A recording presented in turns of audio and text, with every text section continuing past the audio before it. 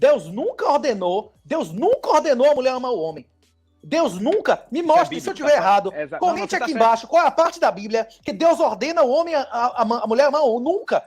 Deus manda a mulher. Qual o papel da mulher no casamento bíblico comedor? Você sabe qual é? O papel dela é gerar proles para o homem e... Honrar e obedecer. É honrar e obedecer, não é isso ou não? Exato, só que esse obedecer, muito mal se seu pai ordenasse sua mãe fazer homenagem, ela tinha que obedecer? Não, porque é honrar primeiro, não é isso ou não? É honrar primeiro, exatamente. Honrar primeiro, não é isso? Honrar primeiro e depois obedecer, não é isso ou não? Hein? Se seu pai dissesse, agora a gente vai fazer uma renda extra, você vai se prostituir. Era pra sua mãe obedecer? Não, é honrar primeiro e depois obedecer, não é isso ou não? E depois obedecer. Renato, eu tenho amigos o homem que tem a obrigação de amar a mulher, não é isso? Deus nunca... E por que Deus não coordenou a mulher? Porque não é da natureza dela, não é isso? Inclusive, se alguém tiver alguma dúvida, tem 3 livros fodas sobre isso. O Rational Male, do Rollo Tomasi, e tem os outros 2 que são de mulheres, que é O Homem Domado e A Greve dos Homens. A Greve dos Homens... La Guerra contra los Ticos. Esse é espanhol. Como é?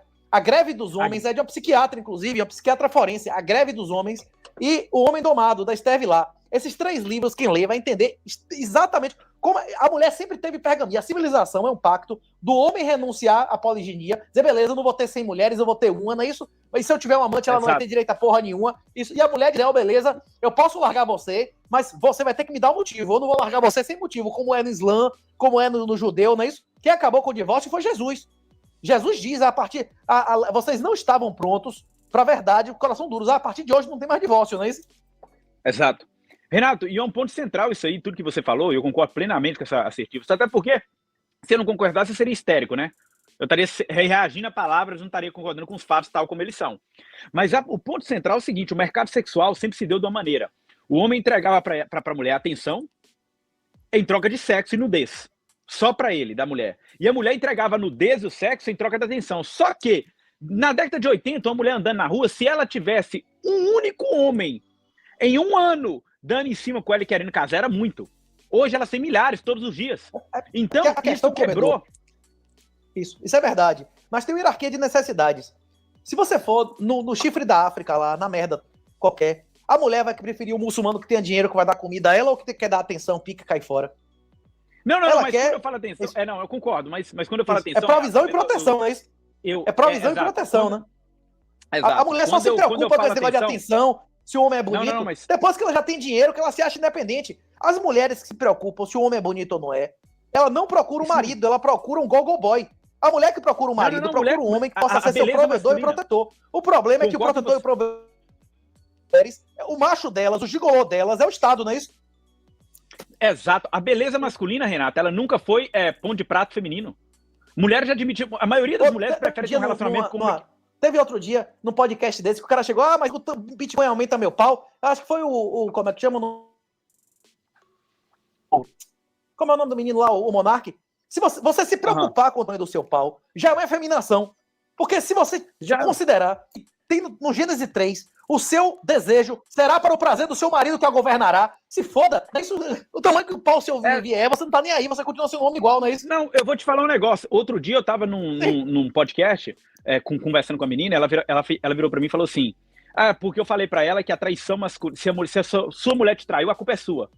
Eu falei isso. A menina, e ela concordou, porque ela não entendeu. Geralmente elas não entendem essas coisas.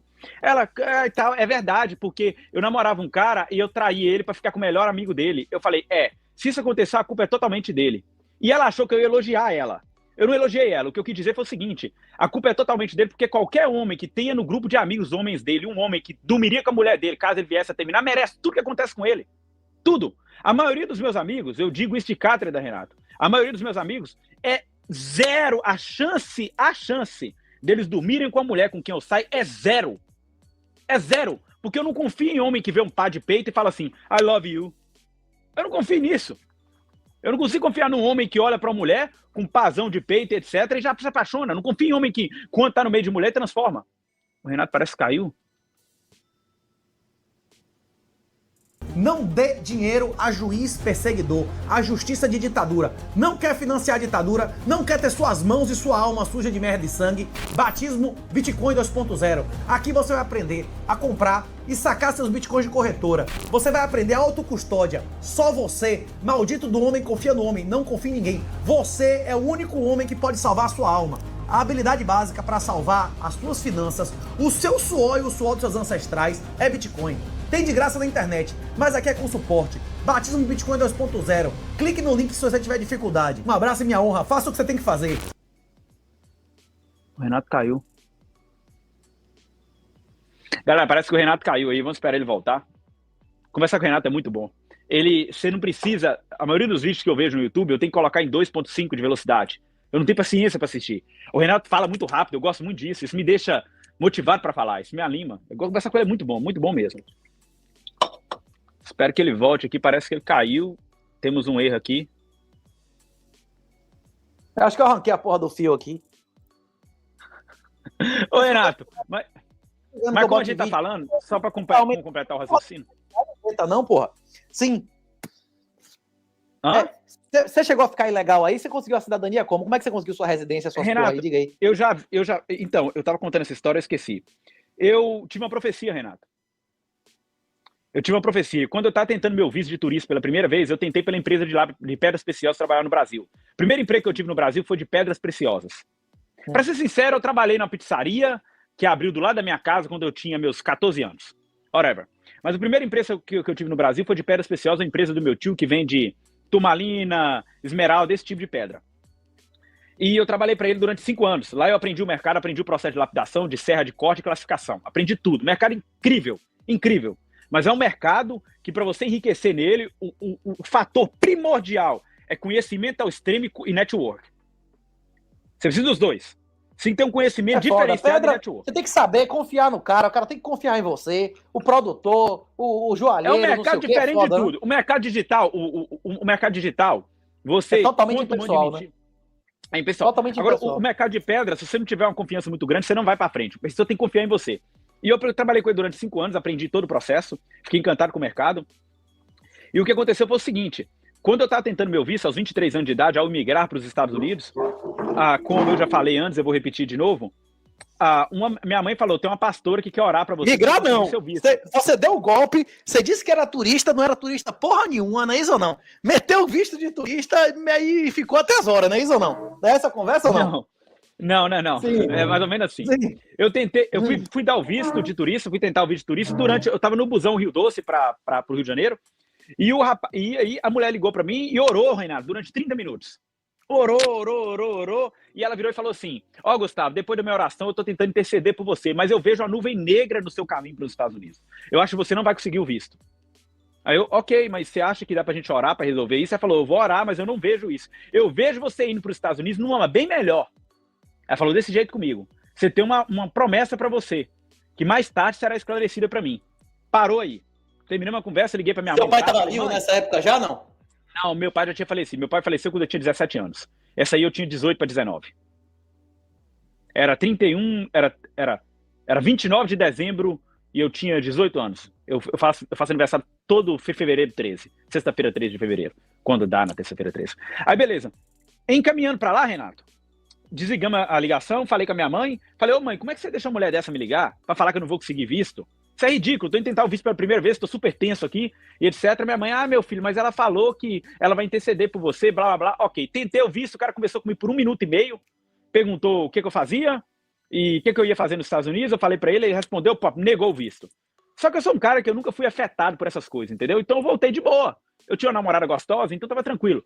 Voltei pra casa, tava com a minha namorada, não queria deixar ela e etc, blá, blá, blá. E a minha mãe recebeu essa profecia, faltando 2 semanas, Renato, para eu receber o meu green card. Minha mãe tinha aplicado e falou assim, Gustavo, fica tranquilo, já conversei com o advogado, fiz a aplicação do seu documento, em menos de 1 ano para 2 anos você pega o seu green card.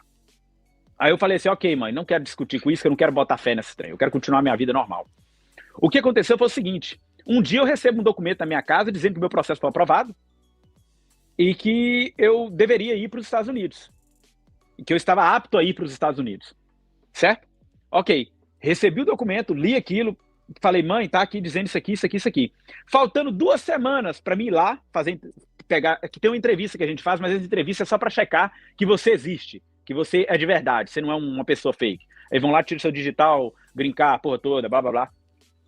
E eu lembro que essa mesma mulher ligou para minha mãe e falou assim, Maria, eu tive uma profecia que um dos seus filhos vai ser o homem mais rico da história da sua família. Eu lembro disso como se fosse ontem. Ela falou, um dos seus filhos, eu não sei qual dos 3 vão ser. E sua família não é de fudido, né? Porque às vezes você ser o cara mais rico da família tem um cavalo, né? Depende da família, não, né? Veja, a minha família não é uma família de gente rica, mas também não é de gente pobre. O meu avô foi prefeito na cidade de Matias Lobato, então a terra, então as coisinhas. Sabe aquela família que você tem tudo? Você tem escola particular? Sabe aquela família que você tem tudo, mas você não tem dinheiro? Consegue entender o que eu tô querendo dizer? Aquela família que tem, não, mas é isso. Tem tudo. Uma coisa é a mulher chegar para um cara que tem avô fazendeiro, bisavô prefeito, não sei o que lá, dizer você vai ser o cara mais rico da sua família. E a outra é uma família de fudido que às vezes o cara ser mais rico da família comprou a moto, né? Não, mas olha que interessante, ela não disse nesse sentido. Ela disse que eu seria um dos homens mais ricos, eu seria o homem mais rico da família e seria o maior dentre os que tem o meu nome. É um dos filhos dela, não sei, pode ser meu irmão. Os meus irmãos também. Um irmão meu faz medicina no Brasil, o Matheus. Ele ainda não veio para os Estados Unidos, mas ele veio esse ano que saiu o documento dele. O Pedro faz fisioterapia. Mas faz pagando ou faz de graça? Mas se bem que o cara pastor. Não, mas Matheus pastor, ninguém vai pagar a faculdade para ele, não. Eu deixei isso bem claro. Quando ele estudava para a faculdade, a gente... Inclusive os médicos brasileiros... Os médicos brasileiros que fazem os steps aí ganham mais do que qualquer residência aqui. Você tá ligado no esquema de step, né? Você sabe quanto é a hora aqui para o médico fazendo overtime? O dia? Eu não faço a mínima ideia, velho. É $3.000 a hora, meu amigo.